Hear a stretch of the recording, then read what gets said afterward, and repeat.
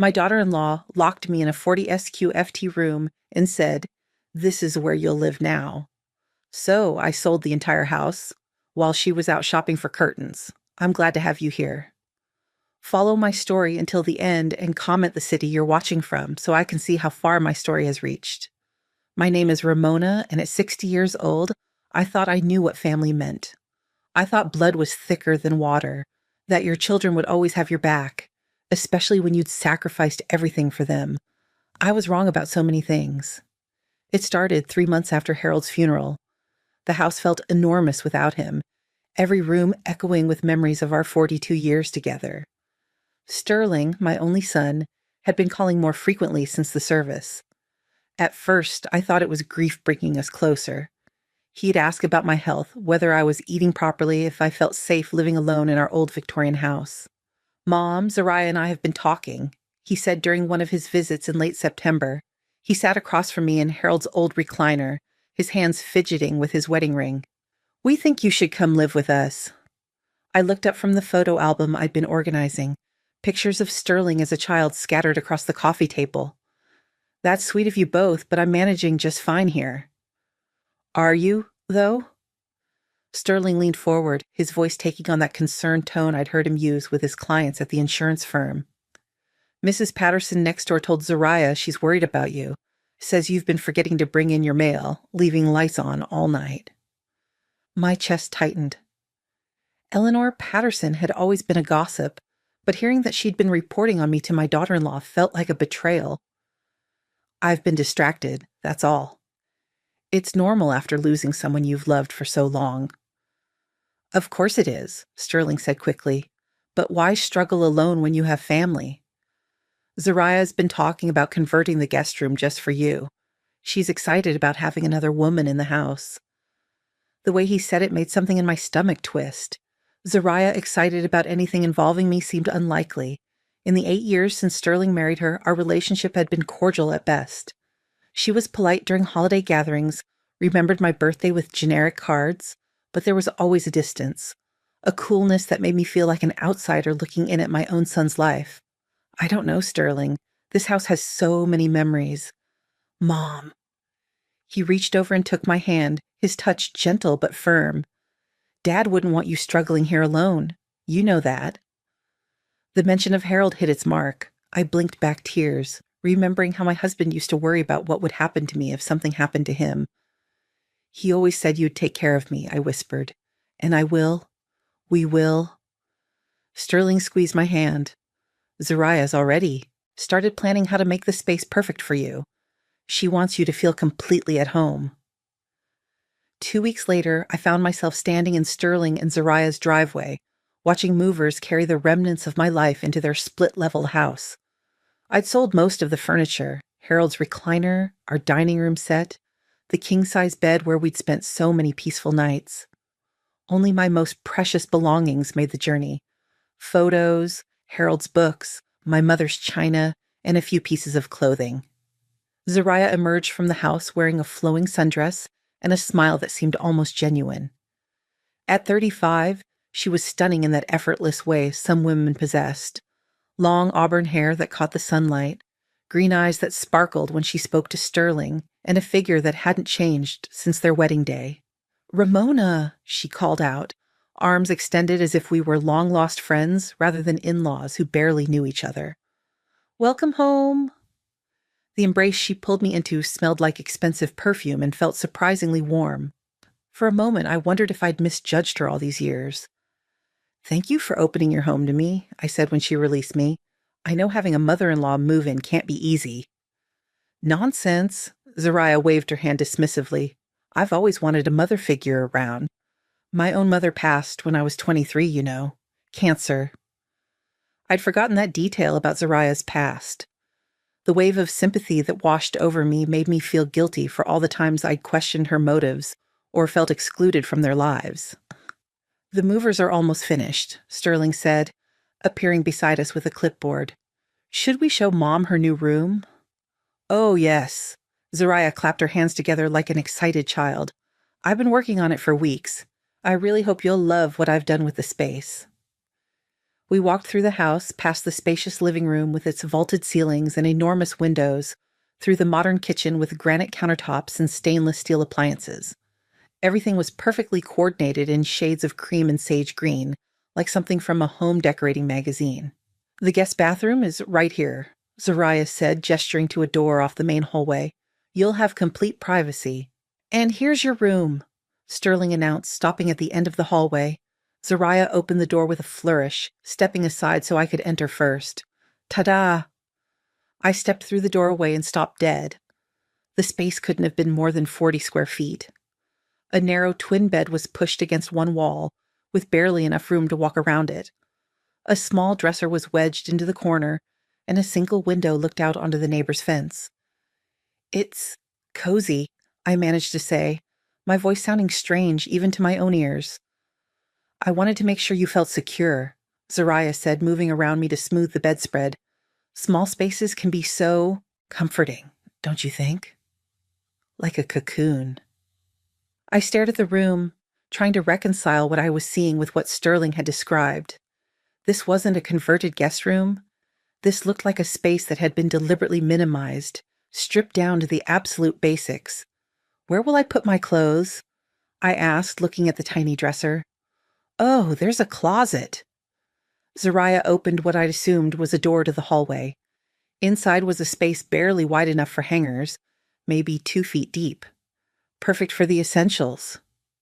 Sterling was looking around the room with a slight frown, as if seeing it for the first time. "It does seem a bit smaller than I expected." "It's exactly what we discussed," Zariah said quickly, moving to his side and taking his arm. "Remember, we talked about how older people feel more secure in intimate spaces. It's actually recommended by geriatric specialists." I felt something cold settle in my stomach. Had they really discussed me like I was a patient rather than a person? Like someone whose preferences and comfort didn't matter as long as their geriatric needs were met? "Of course," I said, forcing a smile. "It's very thoughtful of you both." But as I stood in that tiny room, surrounded by the few possessions I'd been able to bring from my real home, I felt something I hadn't experienced since I was a child, living under my father's strict rules. The feeling of being small, powerless, and completely at someone else's mercy. "Well," Zariah said, clapping her hands together again, "I'll let you get settled. Dinner's at 6 sharp. We keep a regular schedule in this house. I'm sure you understand the importance of routine at your age."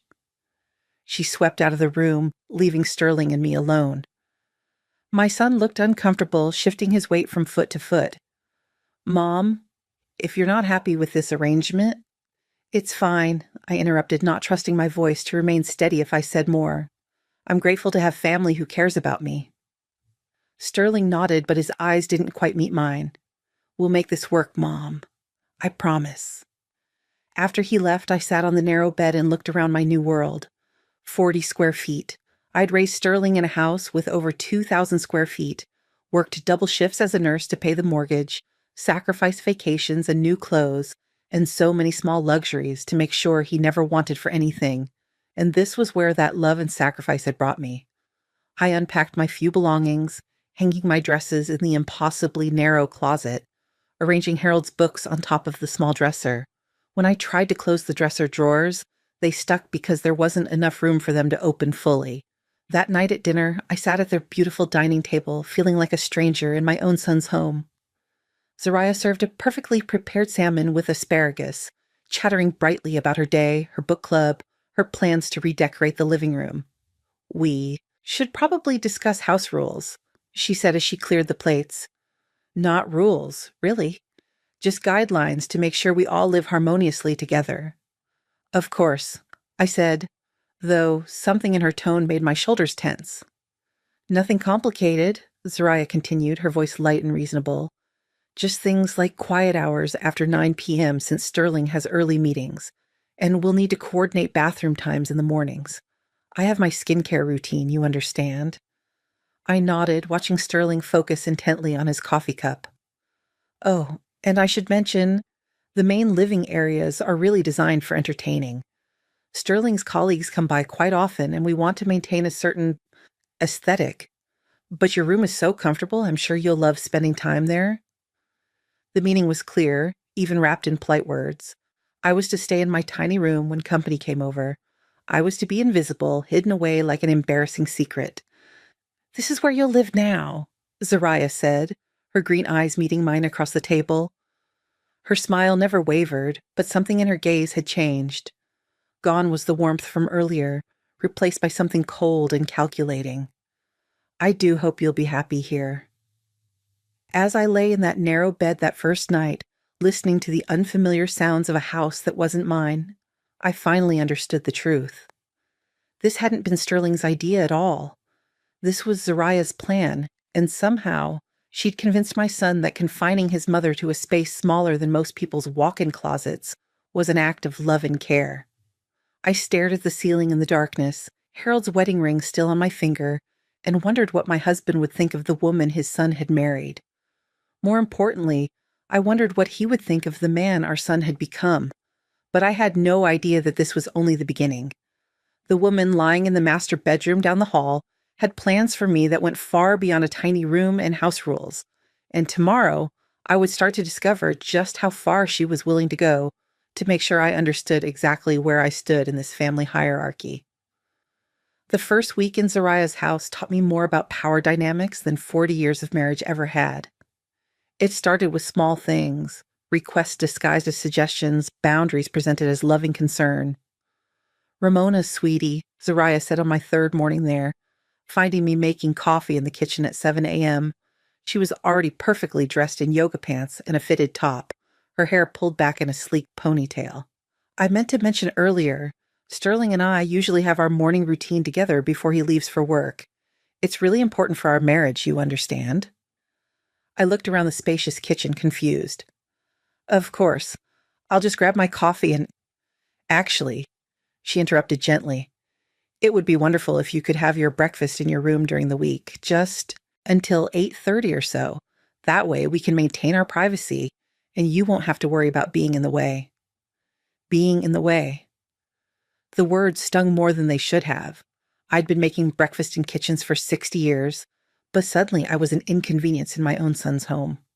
"Of course," I said, pouring my coffee into a travel mug. "I understand completely." But as I retreated to my tiny room with my coffee and a piece of toast, I couldn't shake the feeling that I'd just been politely dismissed from my own family. The bathroom schedule came next. Zariah presented it to me that evening as if it were a completely reasonable solution to a problem I hadn't known existed. "I've made us a little chart," she said, producing a laminated schedule from her purse, "just so we can all get ready without bumping into each other." According to the chart, I had access to the bathroom from 6 to 6:30 a.m., 12 to 12:30 p.m., and 8 to 8:30 p.m. 3 30-minute windows to handle all my personal needs. "What if I need to use the bathroom outside these times?" I asked, studying the schedule. "Oh, well, there's a powder room off the laundry area," Zariah said brightly. "It's a bit small, but it has everything you need." I found the powder room later that evening. It was barely larger than an airplane bathroom, with no window and a single bare bulb for lighting. The toilet was so close to the wall that I had to sit sideways. This was where I was expected to handle my most basic human needs for most of the day. But the real revelation came when I tried to visit my grandchildren. Sterling had 2 kids from his first marriage, Emma, age 10, and Jake, age 7. They lived with their mother most of the time, but spent every other weekend with Sterling and Zariah. I've been looking forward to being able to see them more often, maybe help with homework or bake cookies together like I'd done when they were smaller. "Oh, that's so sweet that you want to spend time with them," Zariah said when I mentioned it, "but I should probably explain how we handle visits here." She led me to the living room where children's toys were noticeably absent, despite the fact that Emma and Jake would be arriving the next day. "We've worked really hard to create a calm, adult environment," she explained, settling gracefully onto the cream-colored sofa. "The children have their activities scheduled. Swimming lessons, tutoring, play dates. They're really too busy to just hang around the house. But surely they have some downtime. When they do, we find it's best if they can focus on Sterling. He gets so little time with them as it is." Zariah's voice was sympathetic, but her message was clear. I'm sure you understand. You wouldn't want to interfere with their father-child bonding time. I felt something crack inside my chest. Those children were my grandchildren, and I was being told I couldn't spend time with them in case I interfered with their relationship with their father, my own son. Where do they play when they're here? I asked, looking around the pristine living room. Oh, they have a lovely playroom in the basement, very cozy and contained. That way they can be as loud as they want without disturbing the rest of the house. Contained, like me in my 40-square-foot room. Like everyone and everything in Zariah's perfectly controlled world. That weekend, I caught glimpses of Emma and Jake as they moved through the house like small ghosts, shuttled from one scheduled activity to another. When Emma tried to show me a drawing she'd made, Zariah quickly redirected her. Grandma Ramona is resting, sweetheart. Why don't you show that to Daddy when he gets back from the hardware store? I wasn't resting. I was sitting in the living room reading a book, perfectly available to admire my granddaughter's artwork. But Emma nodded obediently and disappeared back down to the basement. By the end of my second week, I'd begun to understand the true nature of my situation. I wasn't a beloved family member who'd been welcomed into my son's home. I was an inconvenience being managed, controlled, and hidden away whenever possible. The breaking point came when I tried to do my own laundry. I'd been wearing the same clothes for several days, rotating between the few items that fit in the tiny dresser. When I gathered up my dirty clothes and headed for the laundry room, Zariah intercepted me in the hallway. Oh, you don't need to worry about that, she said, taking the bundle from my arms. I handle all the household tasks. It's easier to keep everything on schedule that way. I've been doing my own laundry for 60 years, I said, reaching for my clothes. I think I can manage. Zariah's smile tightened almost imperceptibly.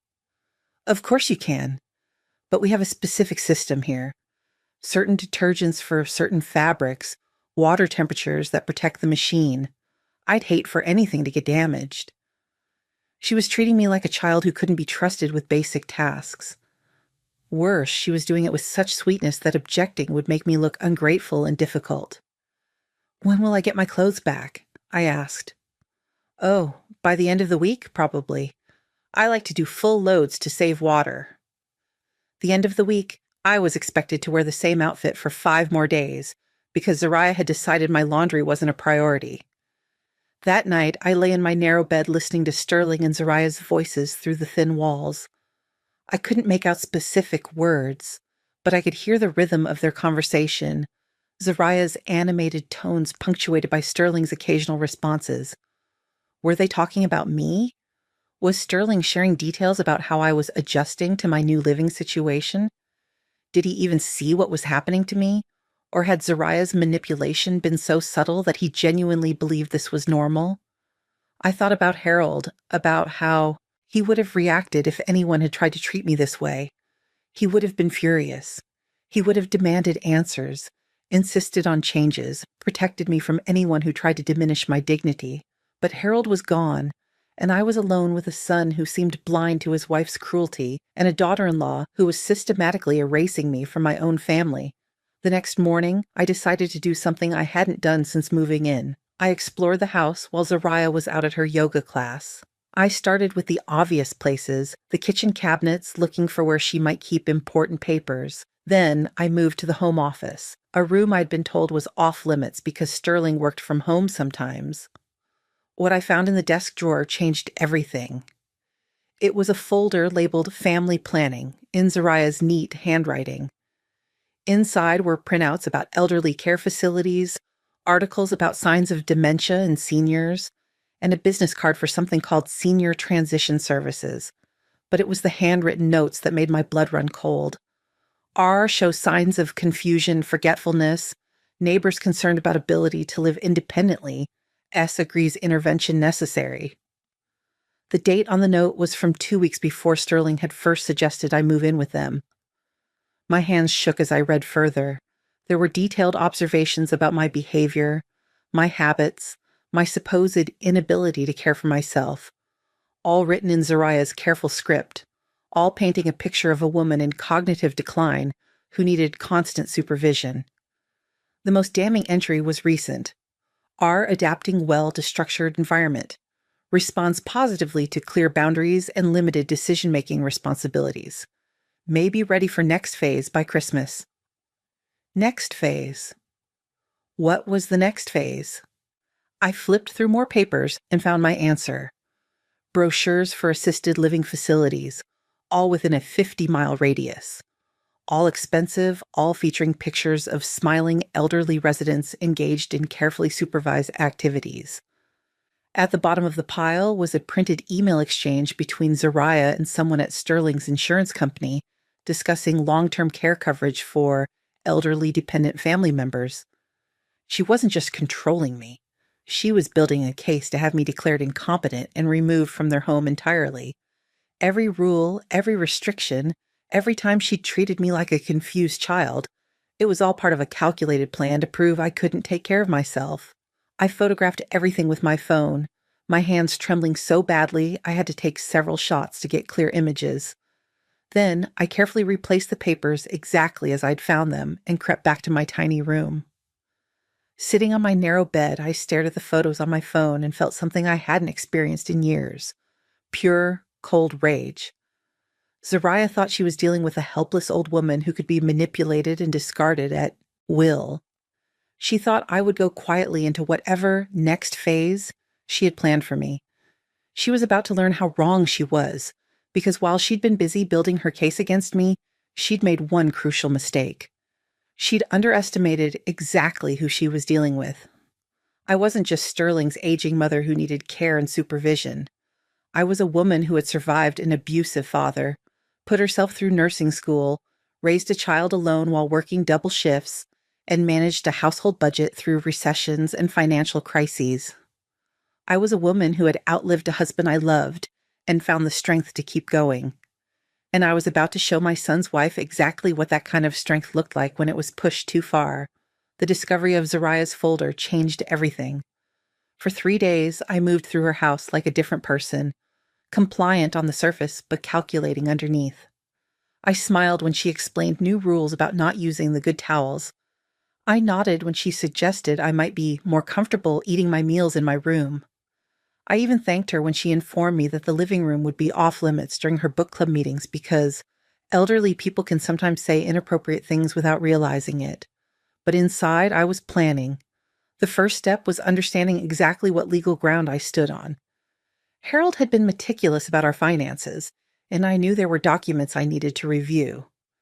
The problem was that most of our important papers were still in the safety deposit box at First National Bank, a box that was in both our names. On Thursday morning, while Zariah was at her Pilates class, I called the bank. "Mrs. Mitchell, how nice to hear from you," said Janet, the customer service representative who'd handled our accounts for 15 years. "How are you settling in with your son's family?" "Very well, thank you," I lied smoothly. "I need to access our safety deposit box. Are there any restrictions since Harold passed?" "None at all. You're listed as a joint holder with full access rights. Would you like to schedule an appointment?" "Actually, I was hoping to come in this afternoon. Would 2 o'clock work?" "Perfect. I'll have everything ready for you." I hung up and immediately called a taxi. Zariah had made it clear that I was expected to ask permission before leaving the house, but I wasn't about to let her know what I was planning. The taxi ride to the bank felt like a journey back to my real life. For 40 minutes, I wasn't the diminished woman living in a 40-square-foot room. I was Ramona Mitchell, widow, mother, and a person with rights and resources that extended far beyond Zariah's controlled environment. At the bank, Janet led me to the safety deposit box room with genuine warmth. I was so sorry to hear about Harold's passing. He was such a gentleman. "Thank you, he really was." Inside the box were the documents that represented our life, together: the deed to our old house, our wills, insurance policies, and investment statements. But it was Harold's final letter to me that made my breath catch.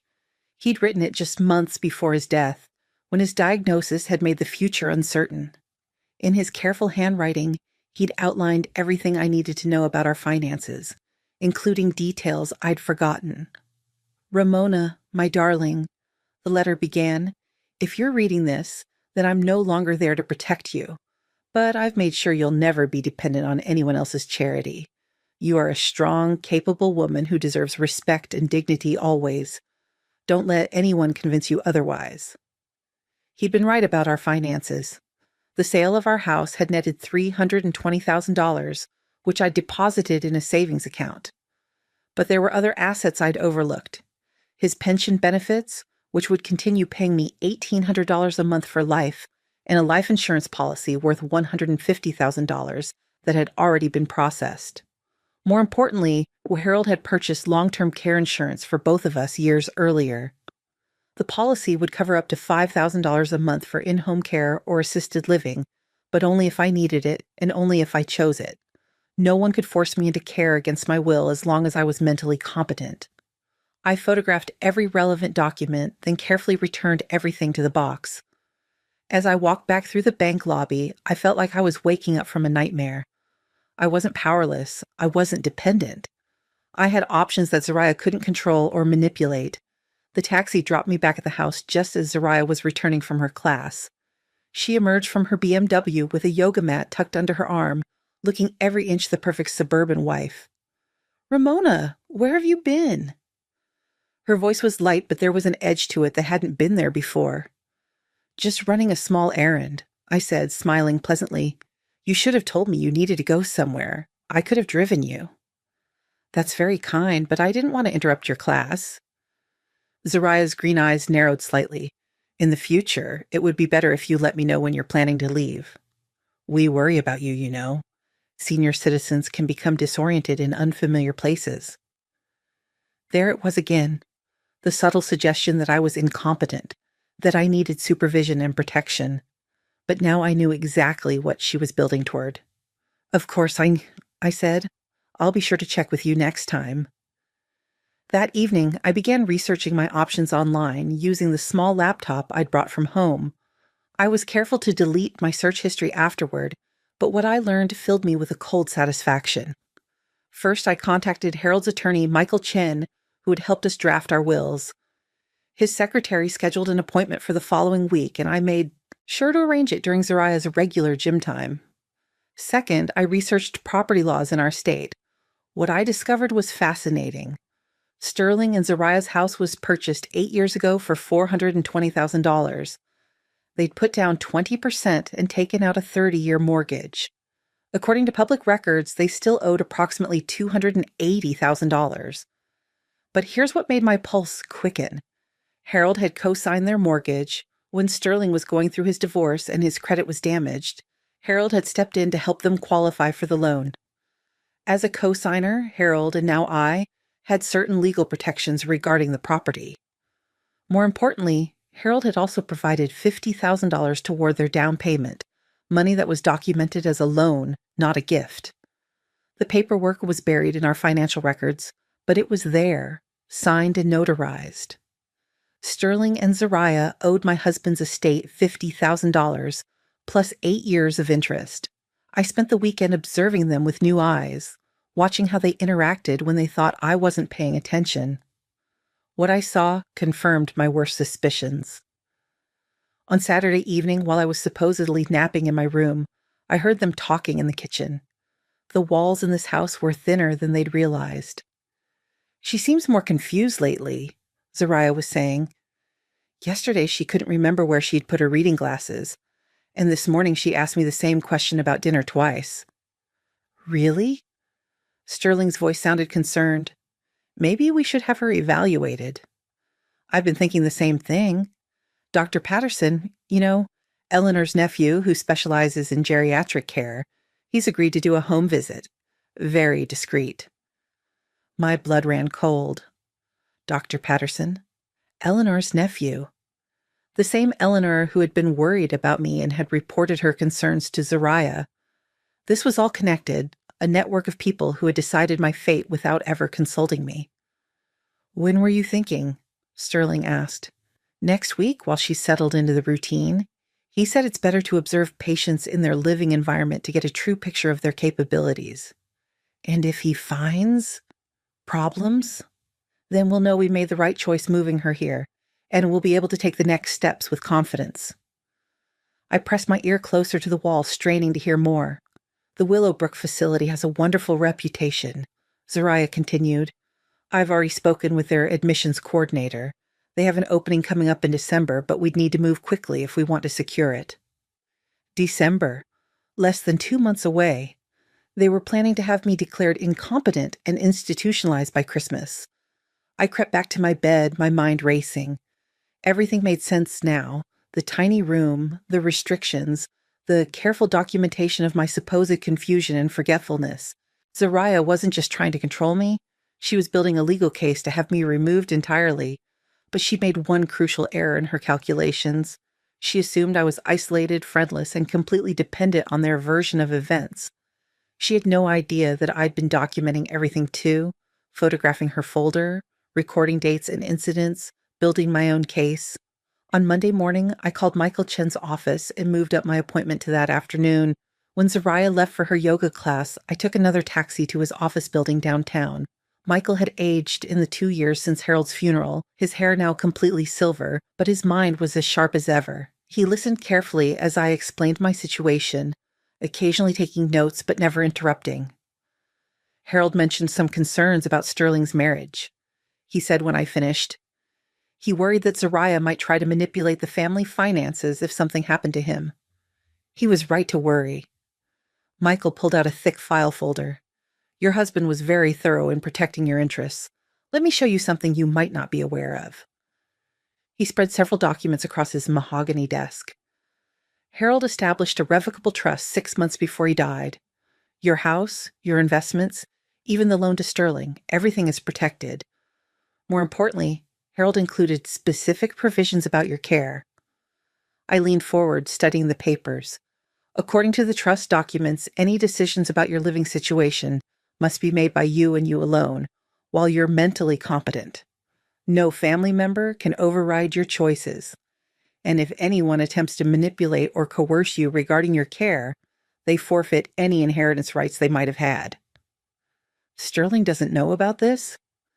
Harold wanted to tell him, but he passed before he had the chance.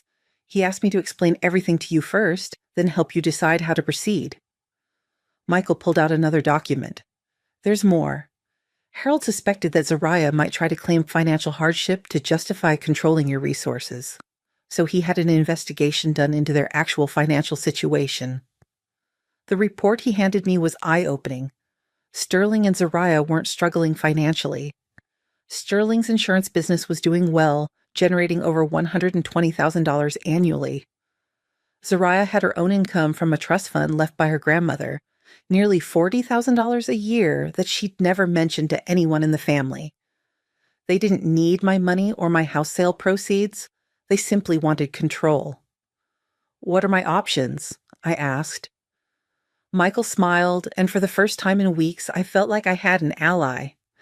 More than you might think. Much more. As he outlined the possibilities, I felt something I hadn't experienced since Harold's death. Power. Real power. Backed by law and protected by my husband's foresight, Zariah thought she was playing chess with someone who didn't know the rules.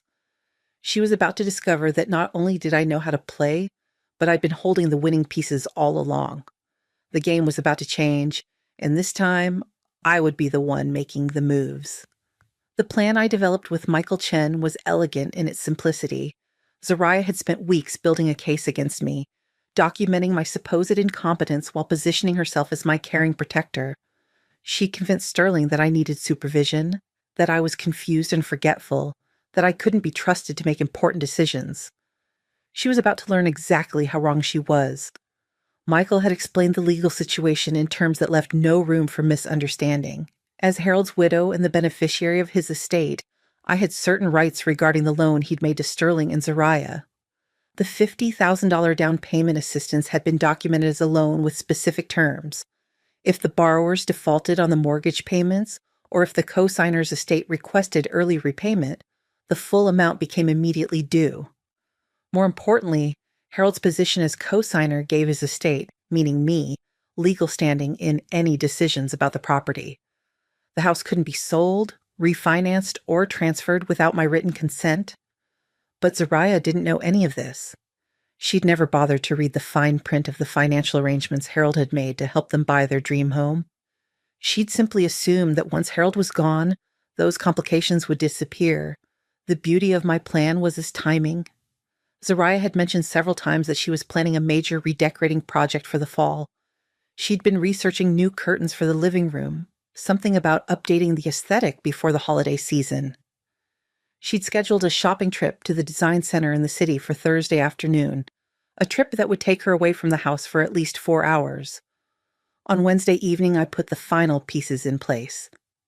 "I've been thinking about our conversation," I told Sterling during dinner, carefully choosing my words. "About having Dr. Patterson come evaluate me." Sterling looked up from his plate, surprise flickering across his face. "Oh, well, I mean, it's just a precaution." "I understand," I interrupted gently.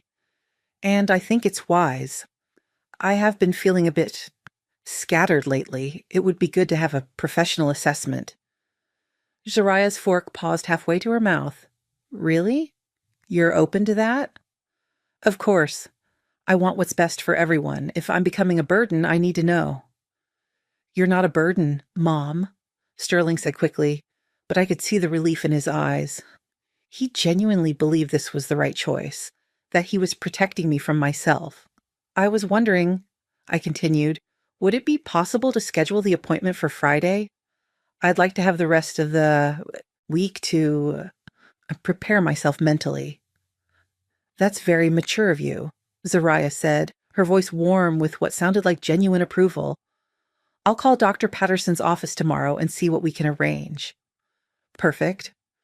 By Friday, it wouldn't matter what Dr. Patterson concluded about my mental state. Thursday morning dawned clear and crisp, with the kind of autumn sunshine that made everything seem possible. I watched from my tiny window as Zariah loaded fabric samples and paint chips into her BMW, chattering excitedly about her decorating plans. "I should be back by 6, she called to Sterling as he headed to his car. "The design center has some new collections I want to see. This might take longer than I thought."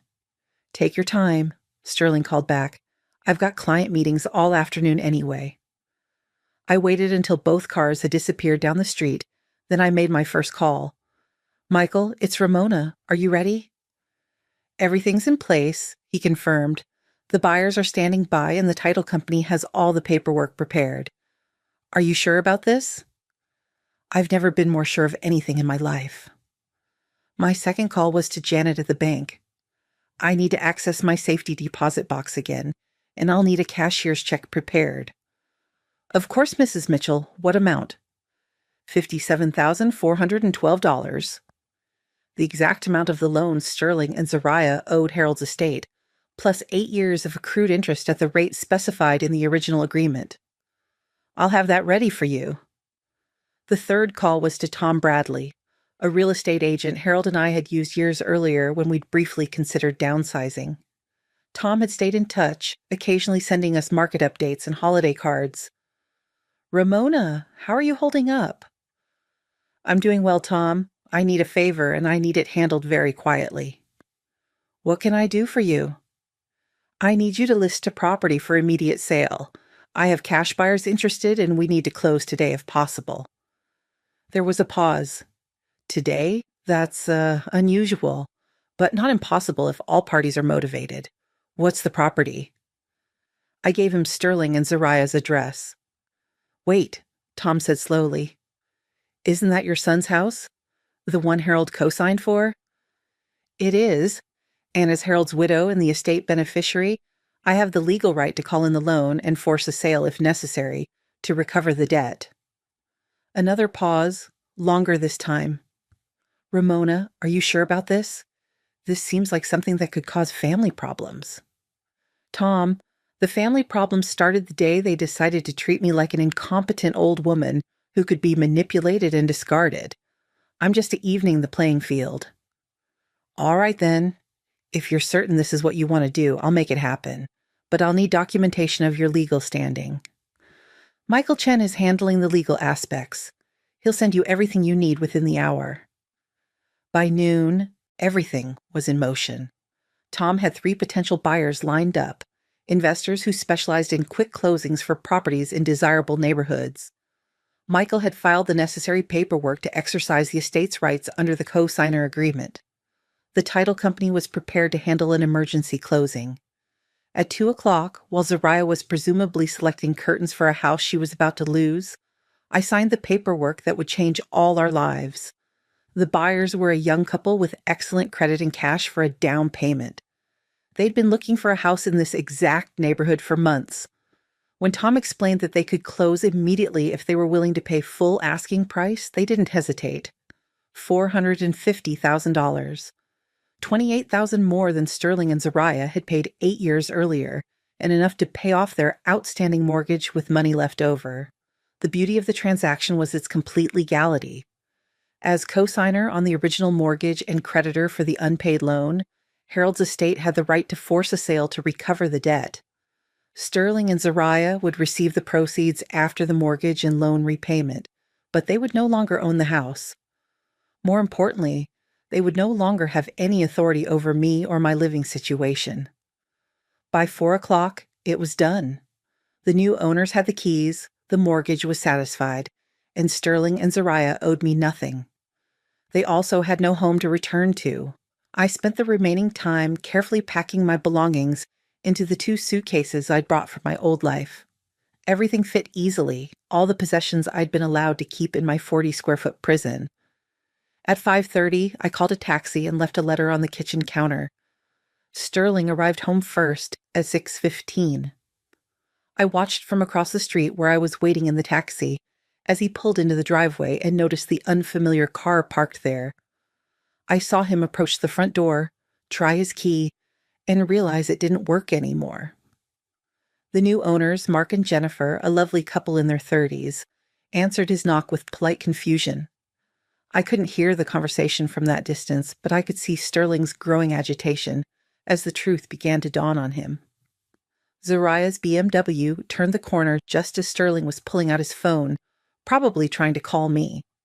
She parked behind the strange car, several shopping bags visible in her back seat, the curtains she'd bought for a house that was no longer hers.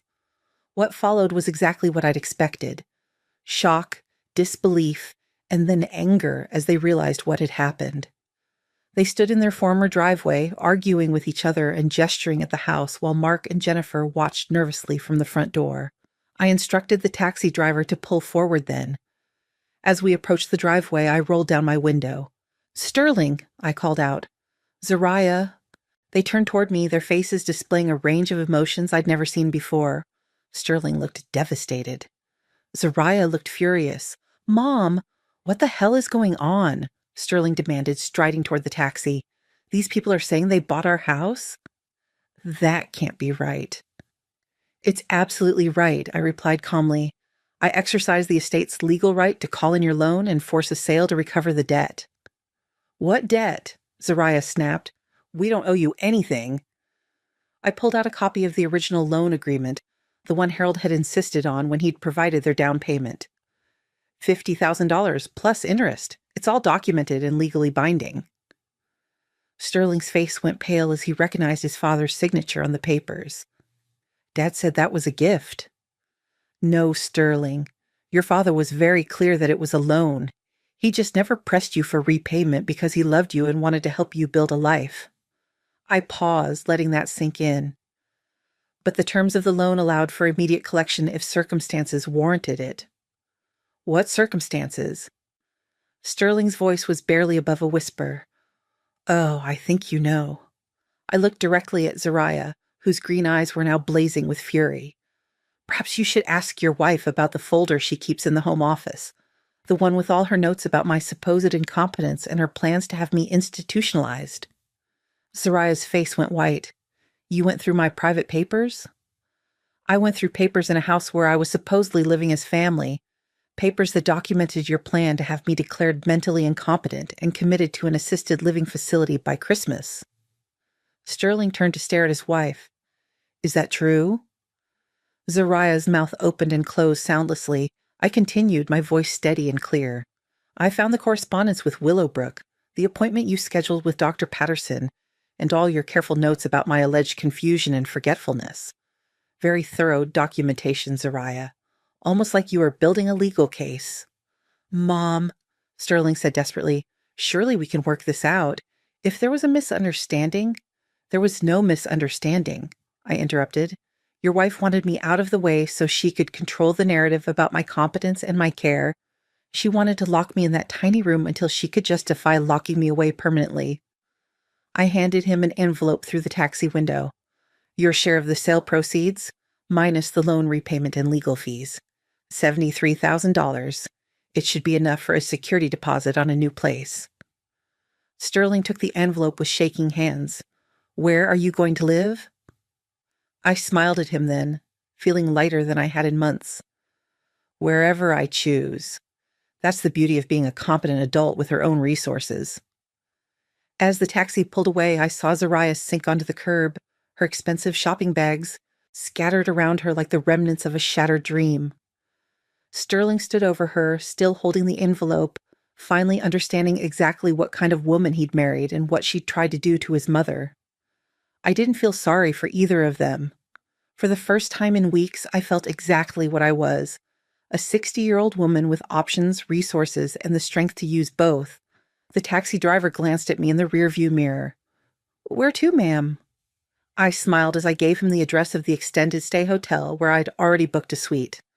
Tomorrow I would start looking for a new home, something small and perfect, with enough space for a proper bedroom and a kitchen where I could cook whenever I wanted.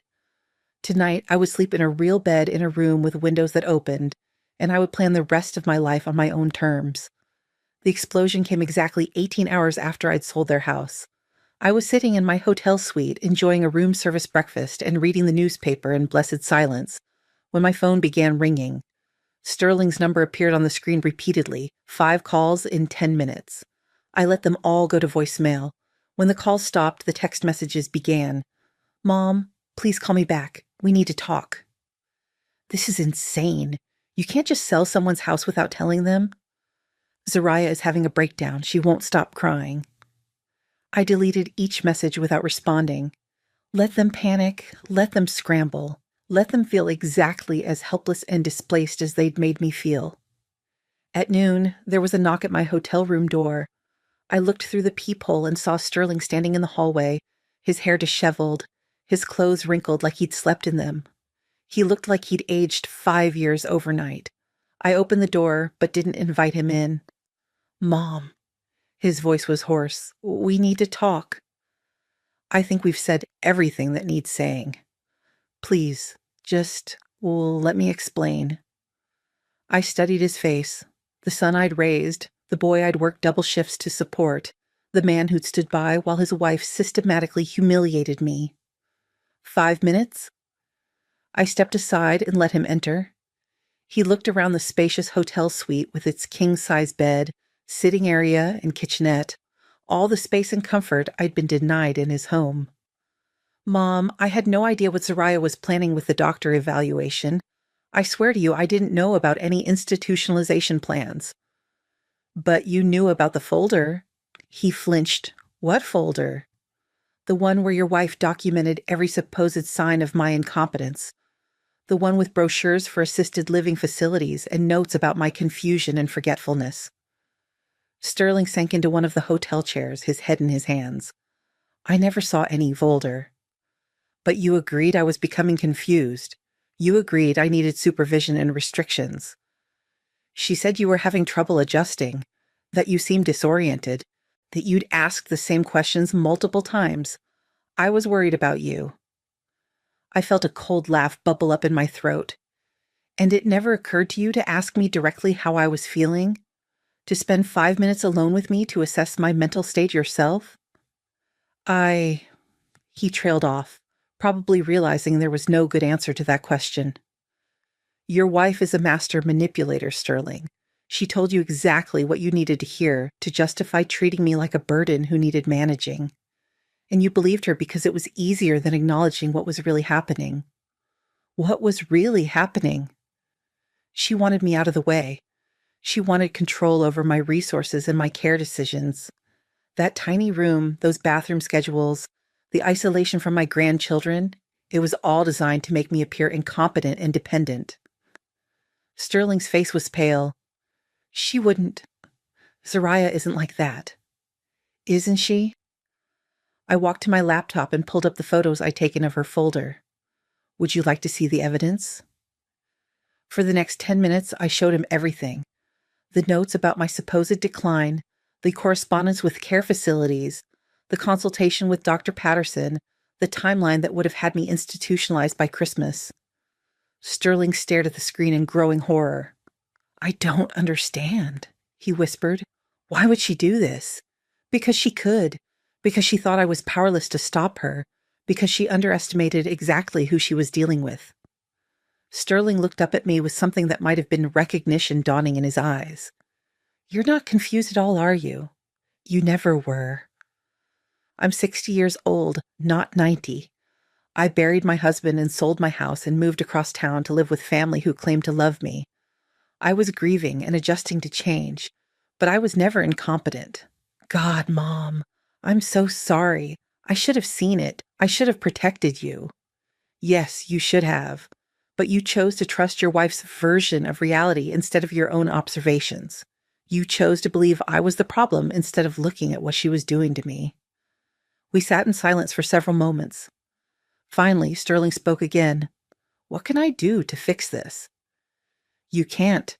Some things once broken can't be repaired. But I'm your son. I love you. I looked at him, really looked at him, and saw not the successful businessman or devoted husband, but the little boy I'd raised. The child who'd always been easily influenced, who'd always sought approval from the strongest personality in the room. I know you love me, Sterling, in your way, but love without respect, love without trust, that's not enough anymore. My phone buzzed with a text message. We both glanced at it automatically. It was from Zariah. Tell your crazy mother that legal theft is still theft. We're going to sue her for everything she has. Sterling's face flushed with embarrassment. Mom, she's just upset. She doesn't mean... Sterling. I held up my hand to stop him. Your wife just called me crazy and threatened to sue me for recovering a legitimate debt that your father documented 8 years ago. Do you see the pattern here? Before he could answer, my phone rang. Sterling's number, but when I answered, it was Zariah's voice on the line. You think you're so smart, don't you? Her voice was shrill, barely controlled. You think you've won something? Zariah, where are you? Sterling asked, alarmed. I'm in the hotel lobby. Security wouldn't let me up without permission. She laughed, a bitter sound. Apparently, even here, I need to ask permission to see my own mother-in-law. Tell security to send her up, I said to Sterling. It's time we had a proper conversation. 5 minutes later, Zariah burst through my hotel room door like a hurricane. Her usually perfect hair was pulled back in a messy ponytail, her makeup was smeared, and she was wearing the same clothes from the day before. You destroyed my life, she said without preamble. You took my home, my security, everything I worked for. I took nothing that belonged to you, I replied calmly. I recovered money that belonged to my husband's estate and exercised legal rights that you didn't know existed. That's bullshit and you know it. You did this because you're bitter and jealous. Jealous of what? Of me. Of my marriage, my life, my relationship with Sterling. You couldn't stand that he chose me over you. I felt something snap inside me. Your relationship with Sterling? You mean the one where you manipulate him into believing his own mother is incompetent? Where you isolate him from his family and convince him that love means control? I protected him from you. You're a needy, demanding old woman who would have consumed his entire life if I hadn't set boundaries. Boundaries? I repeated the word like it tasted bitter. Is that what you call locking me in a room smaller than most people's closets? Making me ask permission to use the bathroom? Keeping me away from my own grandchildren? Sterling was staring at his wife as if seeing her for the first time. Zariah, you said Mom preferred the smaller room. You said she felt more secure there. Zariah's composure cracked completely. She did. She never complained, never said she was unhappy. If she had a problem with the arrangements, she should have spoken up. How could I speak up? I asked. Every time I expressed a preference or made a request, you found a way to make it about my age, my supposed confusion, my inability to adapt to the way things work here. You gaslighted me so thoroughly that I started questioning my own perceptions. That's ridiculous. I was nothing but kind to you. Kind. I pulled out my phone and scrolled through the photos I'd taken. Let me read you some of your own notes about me. R shows signs of confusion, forgetfulness. Neighbors concerned about ability to live independently. S agrees intervention necessary. Zariah's face went white. I continued reading. R, adapting well to structured environment, responds positively to clear boundaries and limited decision-making responsibilities. May be ready for next phase by Christmas. What's the next phase? Sterling asked, his voice deadly quiet. Tell him, Zariah. Tell your husband what you were planning for his mother. Zariah's mouth opened and closed soundlessly. Fine, I'll tell him. I looked directly at Sterling. Your wife was building a case to have me declared incompetent and committed to an assisted living facility. She'd already contacted Willowbrook and put me on their waiting list. She'd scheduled a home evaluation with a doctor who specializes in finding reasons to institutionalize elderly people. That's not... I was just exploring options, Zariah stammered, in case you needed more care than we could provide. I needed more care? My voice rose for the first time. I needed to be treated like a human being instead of a problem to be managed. I needed my son to acknowledge that I was still a competent adult who deserved basic respect and dignity. Sterling stood up abruptly, his face flushed with anger. You were going to have my mother committed without telling me? I was protecting our family. From what? From my 60-year-old mother who was grieving her husband and trying to rebuild her life? From her taking over our lives? From her becoming our responsibility for the next 20 years? Zariah's mask finally slipped completely. I didn't sign up to be a caregiver for your needy mother. I married you, not her. The silence that followed was deafening. Sterling stared at his wife as if she were a stranger. There it is, I said quietly. The truth. You saw me as a burden from the moment I moved in. Every rule, every restriction, every small cruelty, it was all designed to make me so miserable that I'd beg to be placed somewhere else. That's not true, Zariah protested weakly. Isn't it? Then explain the bathroom schedule. Explain why I couldn't eat breakfast in the kitchen or spend time with my grandchildren. Explain why you documented every moment of supposed confusion while creating conditions designed to make me feel confused and powerless. Zariah looked between Sterling and me, realizing that her carefully constructed narrative was collapsing. You don't understand the pressure I was under. Having an elderly person in the house, worrying about her safety, her needs. Stop! Sterling's voice cut through her excuses. Just stop talking. He turned to me, his face full of something I hadn't seen in years. Respect. Mom, I owe you the biggest apology of my life. I let her convince me that you were the problem when she was the one creating problems.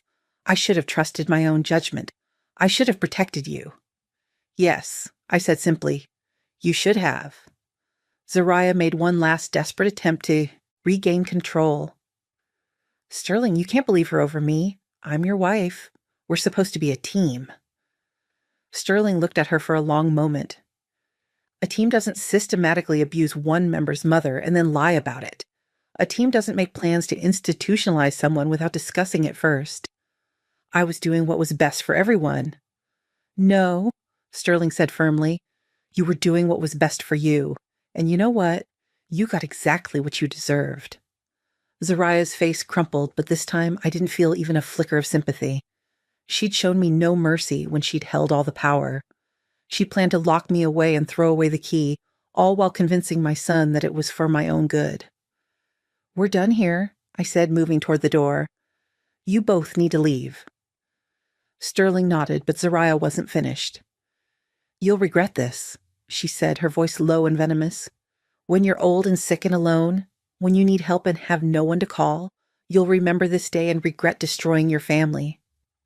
I looked at her one last time, this woman who'd tried so hard to erase me from my own son's life. Zariah, I said calmly, I was already old, sick, and alone when I lived in your house. The difference is, now I'm free. As they left my hotel room, I heard them arguing in the hallway. Sterling's voice angry and betrayed, Zariah's desperate and defensive. Their marriage was imploding, and while I took no joy in that destruction, I felt no guilt about it either. Some relationships deserve to end. Some people needed to face the consequences of their choices, and some 60-year-old women needed to remember that they still had fight left in them. 6 months later, I was sitting in my own kitchen, in my own house, drinking coffee from my own favorite mug and watching the sunrise through windows that I could open whenever I pleased. The house was a small craftsman bungalow about 20 minutes from where Sterling and Zariah used to live. 2 bedrooms, 1 bathroom, and a kitchen big enough for a proper dining table. It was perfect. I'd bought it with cash 3 weeks after selling Sterling's house, paying $215,000 for a place that felt like home the moment I walked through the front door. The previous owners had been an elderly couple who'd maintained it beautifully, and it came with a garden full of roses and a screened porch where I could sit in the evenings. For the first time in decades, I was living entirely on my own terms. My phone buzzed with a text message. Sterling had been trying to contact me regularly since that confrontation at the hotel, but our communications were brief and careful. "Mom, would you like to have lunch today?" My treat. I considered the message while I finished my coffee. We'd met 3 times since that awful day, always in neutral locations, always with the understanding that our relationship was being rebuilt from scratch. He was trying, I'd give him that. But trust, once broken so completely, doesn't repair quickly. I texted back, "Okay, that cafe on Maple Street, 1 o'clock. The divorce had been finalized 2 months ago. According to Sterling, Zariah had fought it bitterly at first, demanding half of everything and claiming that I had manipulated the situation to destroy their marriage. But when the court reviewed the evidence, including her own documented plans to have me institutionalized, the judge had been less than sympathetic to her claims. She'd received a small settlement and had moved back to her hometown in Oregon. I'd heard through mutual acquaintances that she was telling everyone who would listen that she'd been the victim of a vindictive mother-in-law who couldn't stand to see her son happy. Let her tell that story. The people who mattered knew the truth. I arrived at the cafe a few minutes early and chose a table by the window. When Sterling walked in, I was struck by how different he looked. Thinner, with gray threading through his hair that hadn't been there 6 months ago.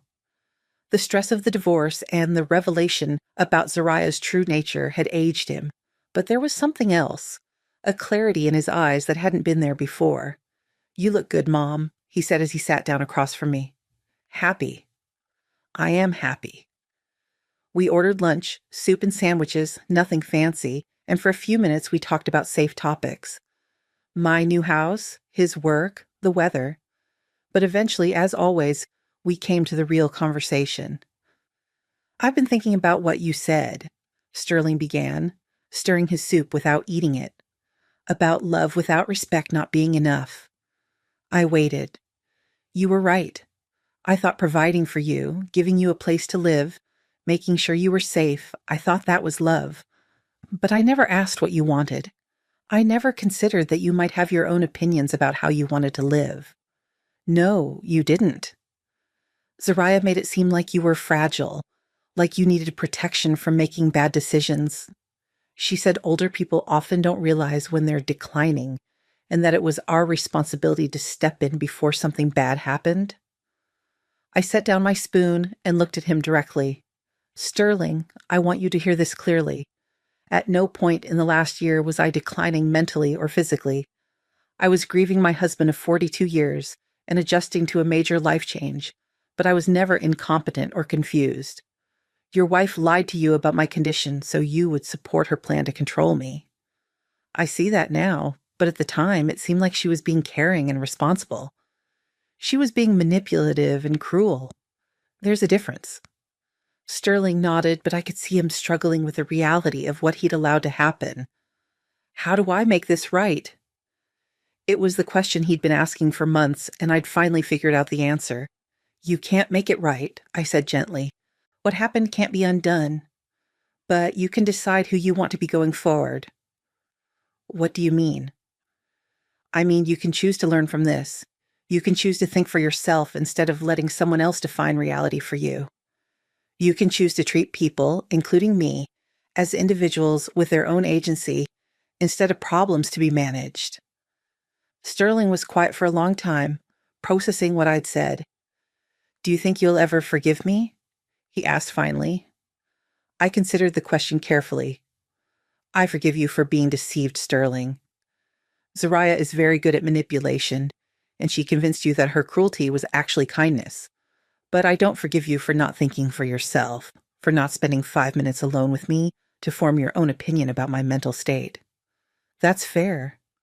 And I don't forgive you for standing by while she treated me like a burden instead of a person. You watched her isolate me from my grandchildren, confine me to a tiny room, and restrict my basic freedoms, and you said nothing."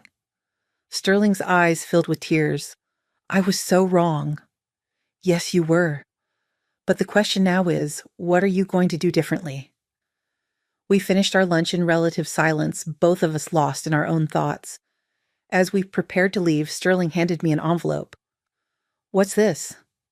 "Photos of Emma and Jake from their spring break trip. I thought you might like to see them."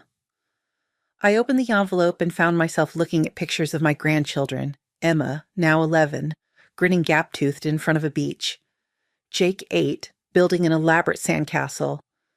They looked happy and healthy and completely unaware of the family drama that had unfolded around them. How are they handling the divorce? Better than I expected. Their mother has been good about not bad-mouthing Zariah, and I've tried to keep things stable for them. They ask about you sometimes. My heart clenched. What do you tell them? The truth. That Grandma Ramona has her own house now, and that grown-ups sometimes make mistakes that hurt the people they love. I studied the photos, memorizing the changes in their faces since I'd last seen them. I'd like to see them again sometime. When you think they're ready. They're ready now. They've been asking when they can visit your new house.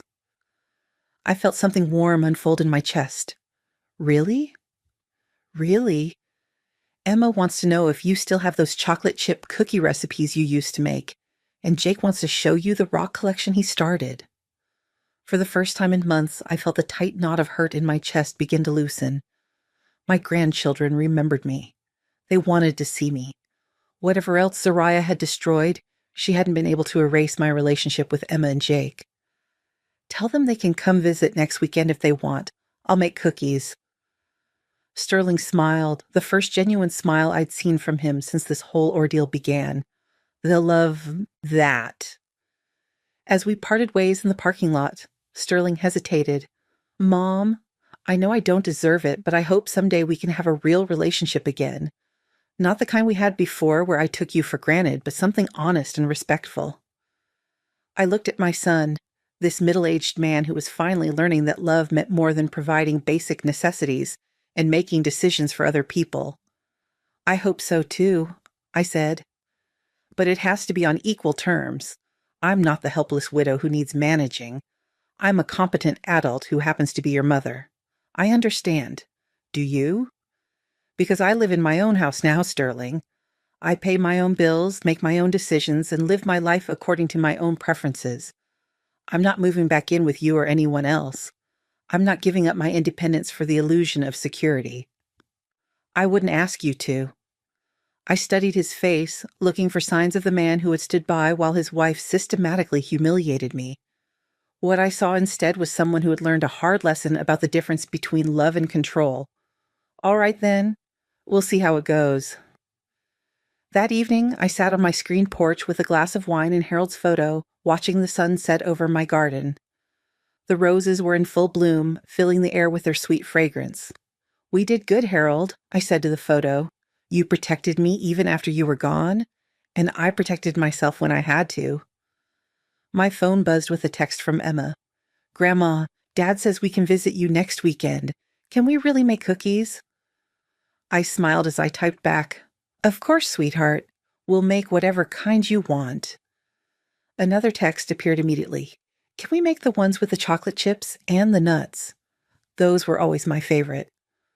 Those were always my favorite, too. I'll get everything ready. As the stars began to appear in the darkening sky, I reflected on the journey that had brought me to this moment. 6 months ago, I'd been a prisoner in my own son's house, slowly disappearing under the weight of someone else's agenda for my life. I'd been treated like a problem to be solved rather than a person to be respected. Now I was sitting in my own home, planning cookie baking sessions with grandchildren who missed me, rebuilding a relationship with my son on my own terms. I had my dignity back, my independence back, and my sense of self back. The money from Harold's estate was safely invested, providing me with a comfortable income. The house was mine, bought and paid for. I had no debt, no obligations to anyone except those I chose to honor. Most importantly, I had learned something valuable about my own strength. I discovered that even at 60, even after being systematically diminished and controlled, I still had the power to fight back. I still had the courage to demand better treatment and the wisdom to recognize manipulation when I saw it. Zariah had tried to erase me, to make me disappear into the margins of my own family's life. She'd failed completely. I was more visible now, more present, more myself than I'd been in years. My phone rang, interrupting my thoughts. It was Janet from the bank. "Mrs. Mitchell, I hope I'm not calling too late. I have some good news about your investment portfolio." "Not too late at all. What's the news?" "The market performance has been excellent this quarter. Your accounts have grown by about 8%. At this rate, you'll be very comfortable financially for years to come." I smiled, thinking about Zariah's prediction that I'd end up old, sick, and alone with no one to call for help. She'd been wrong about everything. "That's wonderful news, Janet. Thank you for calling." After I hung up, I raised my wine glass in a small toast to the gathering darkness. "To freedom," I said aloud, "to dignity, and to never again letting anyone make me feel small." The evening breeze rustled through the roses, carrying their perfume across the porch where I sat in perfect contentment. Tomorrow I would start planning cookies and rock collections and all the grandmother activities I'd been denied for so long. Tonight I would simply enjoy the peace of a life reclaimed and a future that belonged entirely to me. I was 60 years old and I was finally completely free. Now I'm curious about you who listened to my story. What would you do if you were in my place? Have you ever been through something similar? Comment below, and meanwhile, I'm leaving on the final screen 2 other stories that are channel favorites, and they will definitely surprise you. Thank you for watching until here.